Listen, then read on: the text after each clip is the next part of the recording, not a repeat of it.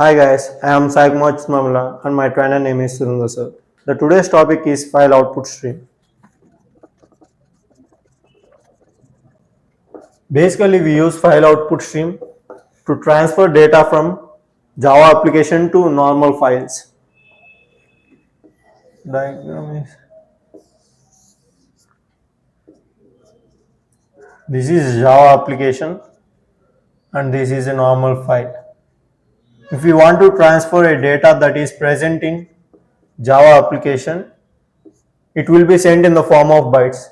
Because the file output stream is a byte oriented stream, it sends the data in the form of bytes like 0, 1s.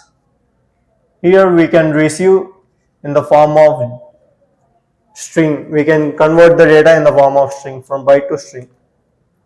At first we have to create a file output stream object to write it. File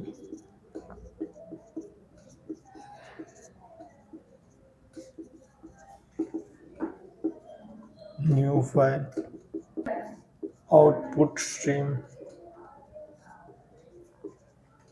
I have created an object and I am giving the address of the file d oracle example sample.txt.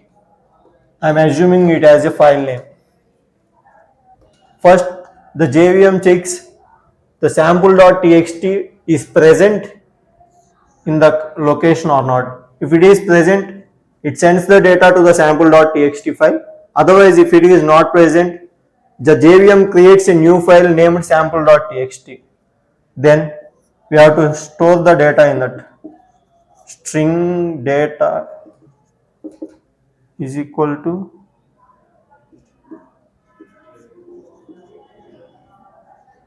Java full stack. After storing the data, the file output stream sends the data only in the form of bytes. So we have to convert the data to bytes.